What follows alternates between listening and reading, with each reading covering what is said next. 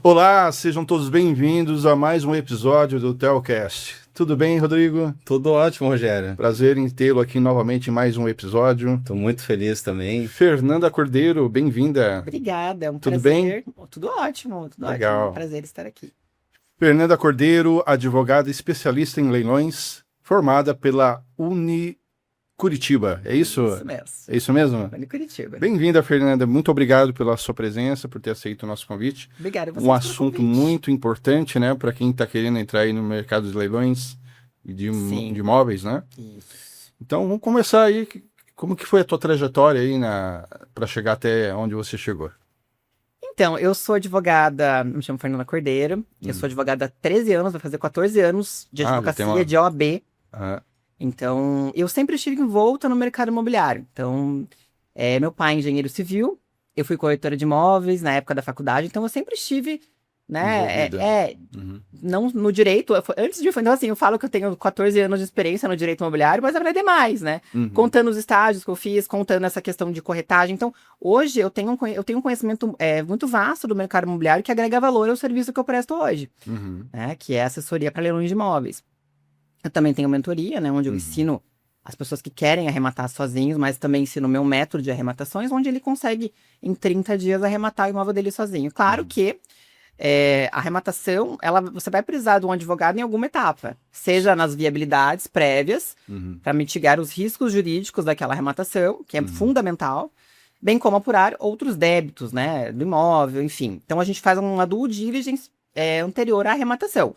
E também, que é o grande temor dos arrematantes, é a emissão de posse. Quando a gente fala de leilões extrajudiciais, se a gente não consegue fazer a desocupação amigável, né, então... E a gente tem todo um método para fazer isso, então a gente consegue ter um resultado bom no escritório. Mas uma pessoa que é leiga, que está iniciando, claro que na minha mentoria eu explico, né, como é que ele faz isso. Mas se ele não conseguir retirar aquele ocupante de forma amigável, ele vai ter que entrar com uma emissão de posse judicial. Então ele vai precisar contratar um advogado. E esses serviços picados, eles acabam sendo muito mais caros do que contratar a assessoria completa. Né? Uma arrematação, hoje, ela tem 11 etapas. Então, o ROI, a rentabilidade do investimento, ela é o resultado de uma arrematação bem feita, de todas as etapas serem bem feitas com segurança jurídica e método validado, que é o que eu ofereço. Então, antes de eu prestar esse serviço para os meus clientes, eu validei comigo, eu sou investidora de leilões, eu tenho a minha própria carteira de arrematações. Então, eu primeiro validei meu método, criei esse método, e hoje eu tenho braços montados no meu escritório em Santa Catarina, Rio de Janeiro e São Paulo, além de Curitiba, onde nós fazemos arrematações também nesses locais. Então, eu tenho toda uma engrenagem montada para trazer a melhor experiência para o meu cliente, onde ele não se preocupa com nada. Ele consegue arrematar o imóvel dentro de casa, sem sair de casa, com total segurança jurídica, que é o principal. Né? Porque a gente não pode falar de ROI, de rentabilidade, sem segurança jurídica. E é isso que eu entrego. Fernanda, quais são os principais riscos que acontecem para quem faz a arrematação de forma individual, sem uma assessoria jurídica? Eu posso te contar uma situação de um cliente meu. Então, assim, o que acontece? Na minha assessoria, está incluso no pacote, tá? Esses 11 serviços estão inclusos, está a emissão de posse inclusa, tá? No percentual que eu cobro da arrematação. Somente uma emissão de posse, eu cobro praticamente o valor, só numa emissão, o valor mínimo que eu cobro ali para uma assessoria. Então, não vale a pena. Então, esse cliente, ele chegou até mim, porque meu escritório é uma referência nos leilões, né? E ele tinha arrematado sozinho. Só que, quando ele chegou, ele já veio com uma narrativa que ele havia tentado desocupar amigavelmente, que é o que eu havia comentado antes. E o rapaz era bandido, ele até ameaçou ele com arma, ele já veio falar com essa narrativa. Então, ok, né? A gente só ouviu, enfim. A gente teve uma dificuldade grande para retirar esse ocupante de lá, além dele ter depredado o imóvel todo, mas isso também não acontece sempre, mas acontece. Esse rapaz era muito problemático mesmo. Quando a gente começou a analisar o caso, eu puxei toda a situação jurídica desse ex-mutuário, né, que ele perdeu esse imóvel por inadimplência de financiamento, ele tinha vários processos em segredo de justiça e todos penais, processos criminais. Então, eu já teria descartado esse imóvel na viabilidade, no garimpo que nós fazemos. A gente faz o garimpo de acordo com a estratégia que eu faço personalizada para cada cliente, de acordo com o capital que ele tem disponível para iniciar e de acordo com as cidades de interesse. Então, a gente vai garimpar esse imóvel, tá? Então, eu já teria descartado esse imóvel, não só por isso, que eu teria puxado vários processos criminais da pessoa. E como que o risco de vida, o risco pessoal, ele sobrepõe a um risco, a um ROI, uma rentabilidade. Então, a gente descartaria esse imóvel. Muito embora parecesse ser um bom imóvel, a gente iria para outros. Existem muitas oportunidades no mercado. Entre outras situações, ele também tinha ações, né? Questionando, enfim, a questão do financiamento. Mas isso nem sempre é um óbice. Quando eu tenho uma ação da pessoa ali, do ex-mutuário, enfim, ou num leilão judicial, que nós arrebatamos no judicial também, e eu analiso que aquela ação é meramente protelatória, que não vai ter uma aplicabilidade, a pessoa não vai ter êxito, eu falo, não, a gente pode prosseguir, né, com esse leilão, mas o cliente ele tem total noção do que ele vai entrar, né? Ele vai aceitar tomar esse risco ou não. Eu mitigo praticamente a zero o risco. Claro que tirar o risco totalmente, nada nessa vida a gente tira totalmente. Sim. Mas a gente toma cuidado. Por exemplo, em leilões extrajudiciais, a gente só arremata imóveis que tem previsto no edital o risco de evicção. O que é a evicção? É a perda do imóvel arrematado por alguma ação anterior à arrematação. E, pasmem, nem sempre existe essa previsão no edital. Se não tiver no edital, a pessoa ela perde o imóvel e não é ressarcido. O arrematante ele perde o imóvel e não é ressarcido. Já nos leilões judiciais, a evicção ela é garantida por lei. Então, se acontecer uma ação anterior, né, a gente arrematou e tem alguma ação tramitando antes e a pessoa ganhou, então aí o arrematante vai ser ressarcido. Mas nesse caso, eu teria descartado por N situações. Tá? Também algumas situações, por exemplo, em leilões judiciais, quando tem muito gravame na matrícula. Quando tem, por exemplo, imóveis muito antigos, existe lá na matrícula uma credora hipotecária. Coab, por exemplo. Aconteceu também com um outro cliente. Ele também arrematou sozinho, chegou no escritório já com a bomba, né? Já tinha estourado. Então, por isso tem que contratar antes a assessoria para ter segurança jurídica desde o começo. E ele arrematou sozinho o leilão judicial. E aí a Coab não tinha sido citada. Então, o que a gente tem esse cuidado? A gente verifica, a gente peticiona, né, para que a Coab, se a gente verifica que ela não foi citada, todos os credores hipotecários, que às vezes tem vários credores hipotecários no mesmo imóvel. Então, a gente pede para o juiz pedir a citação desse credor para que ele se manifeste se existem parcelas ainda em aberto ou se está quitado. Ou, às vezes, por exemplo, se ele tivesse sido notificado, esse credor, a Coab, e tivesse transcorrido o prazo, a gente entende que ela não tem interesse mais naquele imóvel, ela não pediu ali a preferência, a habilitação, né, para que o crédito venha para ela. Então, são alguns cuidados que fazem toda a diferença para que a pessoa tenha um lucro e não um prejuízo. E uma dor de cabeça, né? Porque uma situação dessa, ele vai ficar com o recurso travado por muito tempo.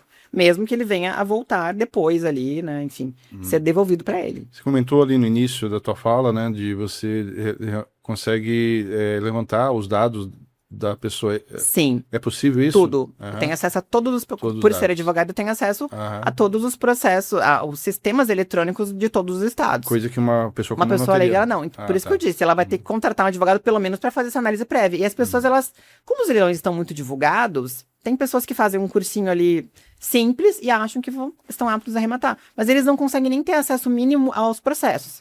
Né? O edital também ele é complexo de ser analisado.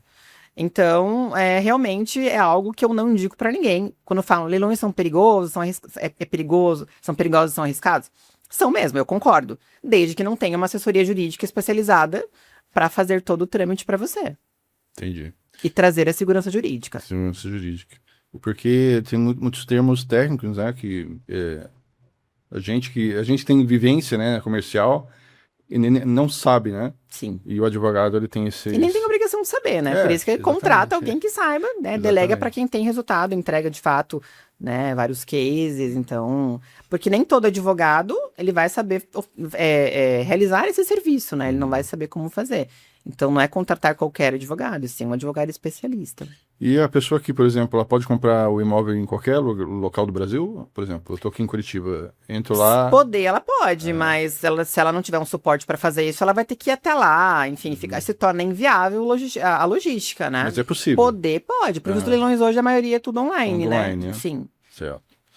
Só que tem as diligências, tem que ser feitas no local, né? Antes de pagar o boleto da arrematação.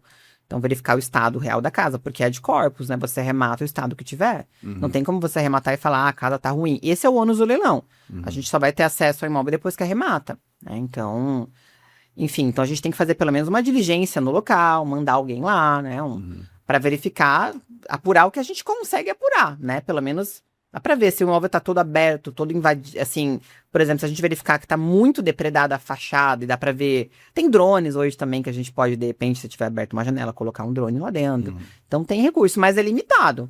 Então a gente tem que fazer o máximo de constatações, né, para que a gente mitigue o risco nesse sentido. Mas na minha viabilidade que eu apresento para o cliente, sempre vai estar ali destinado um recurso para uma reforma. Tá? Então, se é uma casa, geralmente eu coloco um valor ali um pouco maior, porque casa, às vezes, tem telhado para fazer, é diferente de um apartamento. Mas a ideia é dar uma garibada no imóvel, né? Sim. E aí, para vender, não desembolsar um grande recurso nisso. Claro que isso em estratégias de imóvel de liquidez mais rápida. Se a gente está falando de imóvel médio padrão, a gente pode investir um pouco mais, né? Colocar uma cozinha planejada. Depende da estratégia que eu vou traçar para o cliente de acordo com o perfil dele e o capital que ele tem. Tá? Mas a ideia é não desembolsar muito recurso na reforma, e sim uma mini reforma, deixar o imóvel bonito, apresentável, né? Consertar algumas questões, alguns vícios do imóvel, até para o avaliador, né? Aprovar, porque geralmente a pessoa que vai comprar, ela vai financiar. Então tem que aprovar, né? Ali a questão de banco, né? Caixa Econômica, enfim, outros bancos. Então, tem tudo isso para que aprove e possa ser vendido esse imóvel o mais rápido possível. E a tua assessoria, ela abrange isso, Essa parte do avaliador, né? Não, ela abrange toda uma análise mercadológica do imóvel, vou sugerir um valor de venda também real, porque assim, a avaliação do imóvel no leilão, muitas vezes ela tá defasada ou ela tá maior.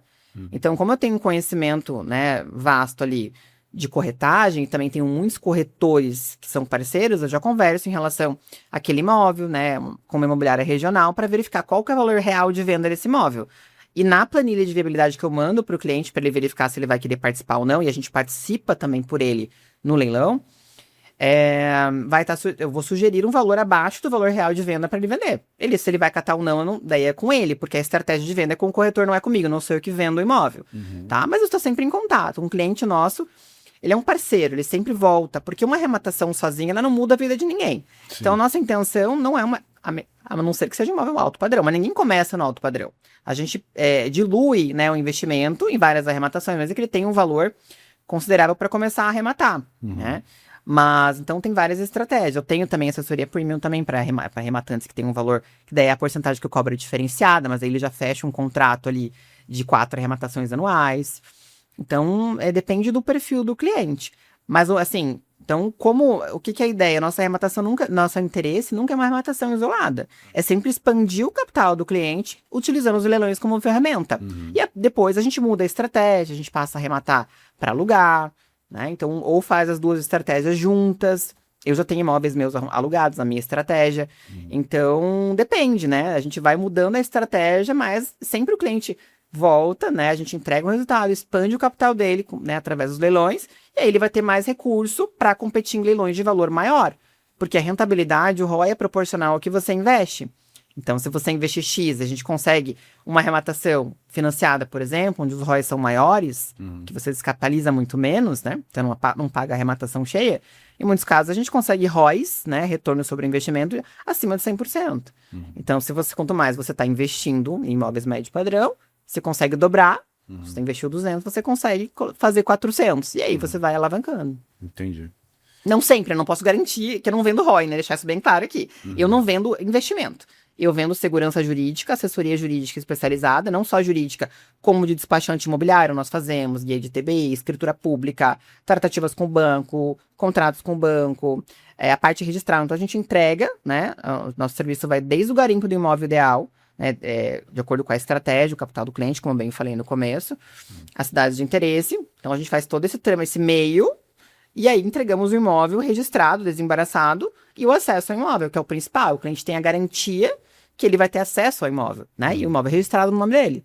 Então, esse é o serviço que nós prestamos hoje. E quando acontece, a gente já falou sobre isso, né, no início, da pessoa não querer sair. Aí é só via judicial mesmo. Exatamente. Se ela não sair por bem, ela vai sair por mal, né? Então, assim, tivemos esse caso recente que eu comentei, que ele fugia desse... Por que demorou um pouco mais? Normalmente, uma emissão de posse demora ali uns 2, 3 meses. Nesse caso demorou um pouco mais, 5 meses, se eu não me engano. Porque o rapaz, ele era muito mal intencionado. É difícil pessoas assim, graças a Deus, né? Mas nesse caso, quando ele chegou no escritório, eu já vi que era problemático. Já ia ser um pouquinho mais difícil. Mas enfim, entregamos pra ele. Teve acesso. Mas aí chegou ao ponto que as pessoas, geralmente, quem está no imóvel não quer chegar nesse ponto, que é um oficial de justiça entrando na sua casa com uma força policial. Porque quando a gente entra com a emissão de posse, a gente consegue eliminar em 1 ou 2 semanas. E a gente já pede nessa petição que o juiz, o arrombamento, a gente faz o pedido, né, de emissão na posse com arrombamento e força policial. Então, se precisar, no caso de relutância do ocupante em desocupar o imóvel. Uma ação Nesse judicial, caso, sim, a emissão de posse judicial. Então, nesse caso, sim, foi preciso a força policial com o oficial, que eles não queriam sair, e tiraram as coisas da pessoa e colocaram, do rapaz lá, e colocaram na rua. Então, esse ponto é o ponto que ninguém quer chegar. Então, a gente tem formas de conversar com esse ocupante. Esse daí não tinha conversa, né? Já veio dessa forma. Então, para que entenda, a gente entenda o lado dele, né? Alguns casos, assim, quando a gente faz desde o começo. Então, a gente estuda a situação da pessoa, a gente fala, a gente entende a tua situação, mas veja bem, não chegue nesse ponto, né? A gente não quer chegar nesse ponto, Sim, claro. de chegar com a polícia aqui. Então, a pessoa, às vezes, acaba até agradecendo. E se o cliente, né, o arrematante... nos dá carta branca, a gente oferece até um dinheiro para mudança, às vezes, para a pessoa, porque o nosso interesse é que ela saia logo. Então, tem várias estratégias que a gente consegue agregar. Legal. Vamos falar um pouco, assim, de uma forma mais geral, Fernanda. Assim, quais cuidados jurídicos são dispensáveis antes de assinar um contrato de compra e venda? Um contrato de compra e venda regular, você fala? Então, tem um outro serviço que nós, fora os leilões, né, que nós prestamos no escritório, que é a due diligência imobiliária. O que é a due diligência imobiliária? É uma mitigação dos riscos de uma compra e venda normal, uma regular titulação. Hoje os imóveis, eles têm valor considerável. A maioria, a gente não consegue, né? Um imóvel normal ali, médio padrão, 3 quartos, é difícil achar num bairro bom por menos de 600 mil, aqui em Curitiba, por exemplo. Exatamente. Então, assim, é um valor considerável, certo? A due diligence, ela deveria ser para qualquer tipo de imóvel, até o baixo padrão. Mas aí, a pessoa que é um imóvel mais barato, ela não tem condições de pagar o advogado para fazer essa análise para ela. Ela se torna muito indispensável quando é uma PJ, por exemplo. Quem está vendendo ali, o proprietário registral, é uma pessoa jurídica. Então, envolve a gente tira muitas certidões, a gente faz toda uma análise para realmente, para que não tenham situações que venham a inviabilizar aquela compra e venda. Tá? Então, sempre pensando no comprador, no quem está comprando. E, então, a gente fala em imóveis de valor um pouco maior, né? 1 milhão para cima, enfim. Então, é necessário você contratar um advogado para que você mitigue os riscos daquela transação. Porque não é muito divulgado. O corretor, ele quer vender, né? Então, ele não quer que a gente fale a verdade pro cliente dele, entende? Então, o cliente, ele tem que ter esse espírito, né, ali de verificar, de buscar um advogado especialista para que ele faça essa verificação, né? Essa due diligência. E o que as pessoas raramente verificam na matrícula do imóvel e que pode gerar problemas graves, assim? Indisponibilidades, gravames no imóvel. Então, por exemplo, aconteceu também com um cliente, eu vou contando dos cases, Legal, né? É um cliente nosso de regularização, a gente está regularizando imóvel para ele lá em São Paulo, por uso capião, dos pais dele, e ele também é investidor, enfim, ele estava comprando um imóvel lá, um apartamento. E era PJ, ele contratou a due diligence, mas, enfim, ele já estava desconfiando de alguma situação ali, e ele contratou o escritório. E era uma pessoa jurídica, a proprietária registral, e tinha uma indisponibilidade. O que é uma indisponibilidade? Indisponibilidade é quando trava o CNPJ, né, ou o CPF da pessoa, né, jurídica ou física, e nada pode ser vendido, nada que ele tem. Trava tudo. E só baixa a indisponibilidade o juiz que decretou. Só que aí a imobiliária para vender, não, está sendo resolvido, a gente peticionou nos autos. Só que eu verifiquei o processo e não estava resolvido, o juiz não tinha acatado o pedido. Então, o que ia acontecer? Ele ia comprar esse imóvel, o corretor ia embolsar o valor, a comissão dele, ia fazer uma escritura pública, e a escritura pública não tem, ela só é declaratória, ela não tem... Você se torna pública uma compra e venda, uma aquisição imobiliária, uma transação imobiliária, seja por leilão ou uma aquisição normal, se você registra a escritura pública na matrícula. Se você botar na gaveta uma escritura pública que foi feita no cartório, por tabelião, é a mesma coisa que um contrato de gaveta. Ninguém vai saber que você comprou, entende? Então, esse meu cliente, eu falei, olha, eu não sinalizo para você prosseguir com essa negociação. Claro que a decisão é dele, ele queria fazer o negócio. Mas não tem algum jeito, eu falei, olha, para mim não, assim, você que decide. Mas o risco de você não conseguir registrar pro teu nome é alto. Somente quando o juiz tiver boa vontade, quando ele quitar as dívidas. Por que estava indisponível o CNPJ da empresa? Porque ela tinha várias ações contra ela. Então estava tudo bloqueado até que ela, para não fraudar credores. Então o juiz só ia catar o pedido de baixar essa indisponibilidade quando ela quitasse as dívidas. Ela não tinha recurso para quitar. Então ele não ia conseguir registrar. E ele podia até perder esse imóvel. Porque eles iam penhorar os imóveis da empresa. E o imóvel ele estava comprando. Você vê qual que é o risco de uma aquisição sem uma due diligence? Que bom que ele contratou o escritório. E aí acabou não contratando. Não prosseguiu. Comprou um outro apartamento. Que bom. Legal. Aí a minha próxima pergunta, né? O contrato de gaveta ainda existe? Existe muito. E meu escritório atua também nesse segmento da regularização imobiliária. Então, no Brasil, é cultural vender a posse. Porque os emolumentos, eles são muito altos. Então, Rio de Janeiro, por exemplo, nossa, um registro imobiliário é de imóvel baixo padrão, assim, 200 mil. Não é tão baixo, né? Mas 200 mil ainda é considerado, né, minha casa, minha vida. É 6 mil reais um registro. Aqui em Curitiba, um imóvel do mesmo padrão, um registro é 2.500. Então, como os emolumentos são muito caros no Brasil, é cultural vender a posse. E a posse, ela movimenta bilhões no Brasil. Então, as pessoas, elas compram e vendem a posse, e chega alguém na ponta, aqui, e ele quer regularizar para o nome dele, porque a posse, ela não transfere propriedade. Ela não tem nem previsão legal. A posse é sui generis, não tem previsão legal. Então, ela não tem proteção jurídica. Então, a pessoa aqui, ele comprou, vamos supor que ele comprou a posse agora, tá? Até por um valor, a posse não tem valor de mercado. Então, a gente tem que regularizar o imóvel para ter um valor de mercado e ter a segurança jurídica. E aí, ele quer regularizar, só que ele não consegue abrir uma matrícula. Ele até tenta, ele vai no cartório e fala, não, quero fazer escritura pública, registro. O pessoal acha que é fácil assim. E não, por quê? Quem tá vendendo para ele não é o proprietário registral. O proprietário registral é um rapaz lá do começo, até já faleceu. Então tem muita questão no meio ali. Então a gente pode, como vice-registral, de repente cogitar uma usucapião extrajudicial. Porque a gente pode notificar o proprietário, mas o proprietário nem sabe dessa. Ele já invadiram o imóvel dele, enfim. Foi indo e foi vendendo a posse de forma sucessiva. Ou em alguns casos também, que a gente utiliza contrato de gaveta, que é normal, são situações, regiões litorâneas, por exemplo, onde não existe matrícula. Existe um vice-registral. O imóvel não existe. Então é muito comum em áreas litorâneas. E eu atuo muito, né, nas regiões litorâneas, Matinhos, Pontal e outros estados também, como São Paulo, ali, Ilhabela, a gente também regularizou algumas casas lá. Então, e a posse também é um mito falar que só casas baixo padrão é de posse, tá? Então, teve um condomínio, algumas casas de um condomínio alto padrão em Ilhabela que a gente regularizou também. Então, é bem comum um contrato de gaveta ainda hoje. Ainda hoje. Interessante, né?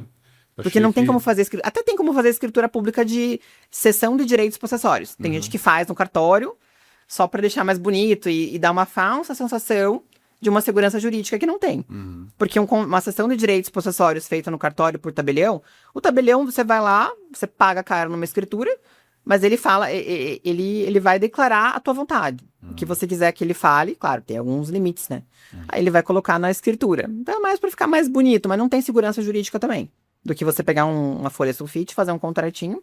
Só que, claro, um contrato de gaveta lá de trás, que a gente verifica que é verídico, tem a possibilidade de regularizar pela via extrajudicial, que é também tem um método de regularização, onde eu fui a pioneira em várias localidades também. Colombo aqui da região metropolitana, a primeira usucapião extrajudicial que entregou fui eu.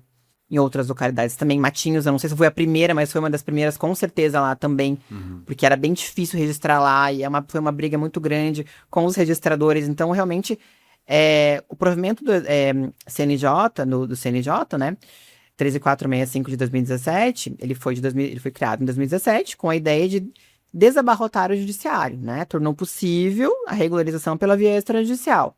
Só que isso só foi devidamente aplicável em 2020, mais ou menos. Então, os registradores, passou para os registradores a prerrogativa deles serem os juízes, mas eles tinham muita insegurança jurídica, porque no extrajudicial a prova é somente documental, diferente do processo, onde você instrui testemunhas, tem audiência, a prova é mais robusta. Então, eles tinham muita resistência ainda. Só que, como a gente batia de frente, enfim, se estava dúvida, né, para o juiz corregedor, e realmente eu sempre tive domínio do que eu fazia, então a gente conseguiu esses registros, mas foi com muita luta. Hoje é um pouco mais tranquilo, mas volte e meia. Mas a gente também tem muito registrador que não sabe do provimento, não é porque ele é registrador que ele sabe o trâmite da usucapião extrajudicial. Ele pode entender de várias outras coisas, porque o registrador ele faz muitas coisas, né, não é só isso. Mas realmente você tem que ter expertise para regularizar pela via extrajudicial. O que acontece... Que é muito mais rápido, né? Em menos de um ano, em algumas comarcas, eu consigo entregar o registro, o imóvel regularizado e valorizado, né? O que acontece muito também, eu acho, acredito que você tem muito mais experiência, nessas regiões de Morretes, uma região específica. Tenho aqui, clientes né? em Morretes também. Aqui, Antonina, Ali, né? sim. Que ali não deve ter contratos, né? Tem contrato de gaveta jurídicos, também. né? Não, tudo de gaveta, a maioria, gaveta, assim, né? os meus clientes que chegam até mim. E áreas grandes, né? Tem áreas grandes. Até de área de preservação, né? Sim, sim. Mas não é óbvio, se a gente consegue regularizar por uso capião preservação, desde que não seja a área toda. Então, daí tem ali, né, é colocado na matrícula que é aberta essa questão da preservação. O que não cabe uso capião é imóvel público, né? Imóvel público não cabe. Perfeito. É uma outra forma de regularização. Como que funciona a responsabilidade por dívidas antigas do imóvel? Através do leilão, por exemplo. Tem o leilão, você tem que assumir aquela dívida? Depende do leilão. É. Se a gente fala de leilão extrajudicial, que são os de banco, via de regra, depende do edital, mas via de regra, o arrematante arca as dívidas. Tá? Então, por isso que a gente tem que apurar todos esses passivos do imóvel. Tá? Então, mas tem editais de alguns bancos que às vezes eles vêm com as dívidas próprio terreno quitadas. Tá? Que as dívidas próprio terreno é aquelas decorrentes do próprio imóvel, né? Condomínio, IPTU. Mas o da Caixa, agora nesse ciclo, ela muda as regras do jogo de tempos em tempos. Eu falo Caixa porque é o maior volume de imóveis que tem em leilão, né? Então, agora nesse ciclo, o arrematante paga até 10% do valor de avaliação, não da arrematação. Então, por exemplo, arrematar apartamentos, a gente tem descartado alguns porque a conta não fecha. Porque geralmente quem perde imóvel por inadimplência de financiamento, ele também está devendo condomínio. Então, se o imóvel vale 200, ele está por 100, mas a pessoa está devendo 30, 40 mil, tudo bem que até 10% seria 20 mil, né? Mas aí a conta não fecha, dá um ROI negativo. Por isso que a gente faz todo esse cálculo bem feito para que o arrematante tenha lucro. Então, a gente tem priorizado os da Caixa arrematar casas frente e rua, porque daí não tem condomínio, né? E do ponto de vista documental, né? Qual que é a diferença entre escritura e registro? Então, eu já falei agora há pouco sobre isso, mas vou esclarecer um pouquinho mais. A escritura é um documento que precede o registro, tá? Então, quando a gente compra no leilão ou uma aquisição normal, a gente faz a escritura pública, onde vai ser redigido pelo tabelião, é feito no tabelionato de notas. Essa escritura pública, que nem eu falei, se não for registrada, ela não é erga omnes, não vai ter a publicidade que você comprou de fato esse imóvel. Só você fazer a escritura pública. Então, o que você faz? Você faz a primeira etapa é pagar o ITBI, escritura pública, e depois você vai levar a registro, essa escritura, no registro de imóveis do qual aquele imóvel está registrado. Então, a diferença é esse. Registro é a matrícula. Escritura é o que precede a matrícula, que você vai pagar junto com o ITBI, você vai pagar o ITBI e vai fazer a escritura pública. São dois cartórios diferentes. É o que a lei definiu dessa forma, né? Não deveria ser assim. Em outros países não tem isso. É muito mais... Não tem essa burocracia toda que acaba, em vez de ajudar, atrapalha, né? Por isso que é comum no Brasil vender a posse, comprar posse, vender posse. Porque as pessoas falam, meu Deus, eu vou gastar... A pessoa que tem um padrão, né, financeiro um pouco mais baixo, ela fala, gente, como é que eu vou ter dinheiro para pagar essa documentação? O ITBI, escritura, registro... Ela tem que ter uns 15 mil, mesmo no imóvel baixo padrão, né? Então, acaba pesando, né? As pessoas não conseguem guardar muito dinheiro. Então, o que acontece? Vender posse, comprar posse. Agora, uma dúvida aqui, pessoal, minha. Eu tenho o imóvel e tá com... era dos meus pais, eles passaram para mim e eu não fiz a baixa. Esqueci o termo. O inventário? O inventário? Não do inventário. O imóvel estava registrado no nome deles? Normal, né? Normal. Mas aí o banco tomou. Por algum motivo o banco tomou. Ele estava financiado? Não, por dívidas, enfim. Certo. Dívidas. Teve um processo e foi penhorado. Foi penhorado, né? Mas tá no nome do meu pai e da minha mãe que já morreram.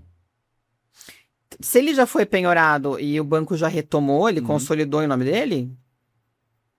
Eu preciso entender os detalhes. Não, assim, vou ser mais específico, então. O Romeu e Julieta eram os meus pais e eu, o Rogério, era o filho deles. Existe um termo que quando você, em vida, você passa pro nome do... Doação? Não é doação, Puxa, que pena que eu não tô lembrando do termo. Eu tenho até o documento em casa.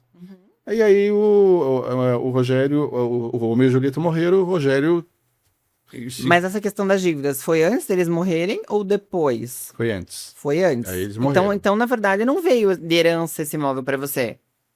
Então, essa que é a minha dúvida. Veio ou não veio? É, que eu não tô entendendo muito bem o contexto. aham. Por exemplo, se tinha um imóvel regularizado no nome deles, perfeito? Eles tinham dívidas, não pagaram as dívidas. Certo. Então, o credor, ele vai atrás de bens, né? Que ele possa ou adjudicar, ele adjudica, né, no próprio processo, ou ele penhora e vai a leilão. Tá, vai lá. Quando vai a leilão, eu não sei se foi seu caso, aí, se tiver um saldo, eles devolvem para a pessoa, mas geralmente não tem. Geralmente a dívida é maior Maior, né? do que o imóvel. Então tem que ver, eu teria que analisar essa demanda, não tem como, né, porque é algo muito específico. Mas assim, se foi feito antes e vocês não acompanharam essa questão dessa retomada, dessa penhora, não acompanharam. Então não veio, né? Possivelmente teria que verificar se tem algum saldo e eles não devolveram. Certo. Mas não teve como herdar esse imóvel, né? Porque ele já foi retomado, enfim, penhorado antes. Tá, beleza. Leilões, voltando aos leilões, agora que é a tua especialidade, né? Eles são realmente boas oportunidades de negócio? Depende. Depende. O famoso depende, né? Assim, para você ter uma ideia, 80% dos imóveis que a gente filtra para passar na viabilidade, a gente descarta. Então, nem toda oportunidade de leilão é uma boa oportunidade. Por isso que você tem que delegar, contratar uma assessoria jurídica. Né? Então, eu tenho uma equipe de garimpagem, então é diária a garimpagem desses imóveis, então a gente descarta 80%. E desses 20, quer dizer que a gente apurou todos os passivos daquele imóvel, não só de débitos, como a questão jurídica, que é fundamental. Você pode ser arguida alguma nulidade, alguma coisa que venha atrapalhar o leilão, aquilo da Coab que eu falei, credores, é N situações, não tenho como falar todas aqui. Aí, quando a gente apura e verifica que, ok, quanto a isso está tranquilo, tem dívida, nem sempre, quando tem dívida a gente descarta o imóvel. Se o ROI for positivo no final, então, em uma arrematação à vista, um ROI de 25% líquido já é um bom ROI na vista. À vista é menor o ROI porque você descapitaliza, você vai estar pagando a arrematação cheia, vai sair do teu bolso todo o valor daquela arrematação. Tem outros custos envolvendo. Agora, numa arrematação financiada, quando a gente fala de leilões extrajudiciais, ou numa parcelada nos leilões judiciais, que também é possível parcelar nos leilões judiciais, mas é o parcelamento diferente, você dá 25% de entrada e parcela em 30 meses, com atualização, ainda vai ser muito melhor. Porque você não vai pagar a arrematação total, você vai vender antes de você pagar o financiamento ou parcelamento. Então, imóveis de liquidez rápida, você vende muito antes de 30 meses, você vende em menos de 12 meses. Então, o teu ROI ele explode. Como eu falei, tem ROIs acima de 100%, 200%. É comum? Depende. Depende do que vai aparecer, né, naquela semana, naquele mês. Os leilões, eles é uma engrenagem que não para, né? As pessoas, elas compram imóveis sem poder pagar, perdem os imóveis. Quando a gente fala de leilões extrajudiciais, né, perdem por não pagar financiamento. Leilões judiciais, elas perdem por dívidas, né? De condomínio, falência, dívidas trabalhistas. Então, depende do que vai aparecer, né? Então, às vezes tem boas oportunidades, muitas oportunidades boas, às vezes não, mas geralmente a gente descarta 80% mais ou menos. O teu trabalho, Então, por isso que tem que ter realmente esse já traz respaldo. o material já. É tudo, o cliente ele não se preocupa com nada. Ele só vai se preocupar em pagar ali, né, as custas, enfim, né, a escritura, emolumentos, enfim, mas a gente vai passando todas as etapas com ele juntos, né? Mas a gente faz tudo por ele. Legal. Fernanda, qual a dica aí final que você pode dar aí para os nossos telespectadores que querem investir em imóveis, em leilões principalmente, que você possa aí contribuir muito? Posso falar no meu Instagram já ou é depois? Claro, pode falar. Então, a dica que eu dou é invistam em leilões, só que com assessoria especializada, tá? Então, me siga no meu Instagram, eu sempre estou postando conteúdo relevante sobre leilões de imóveis, sobre direito imobiliário, sobre atualizações do mercado imobiliário, informações relevantes que agregam valor, então não é somente aquela leilões, né, algo maçante, algo bem, também um pouco da minha vida, que eu acho que é importante a gente trazer também, né? Com certeza. Um pouco da nossa vida. Então, meu Instagram é @eusoufernandacordeiro, então me sigam lá, e é isso, invistam em leilões, mas não sozinhos, com segurança jurídica, como assessoria especializada. E quem quiser entrar em contato com o escritório, lá no teu Instagram tem os contatos. Tem o link da bio, aí vai ter Os só clicar telefones, e aí vai ter o telefone do escritório. Legal. Tá bom? Tá bom. Fernanda Cordeiro, especialista em leilões, advogada especializada em leilões.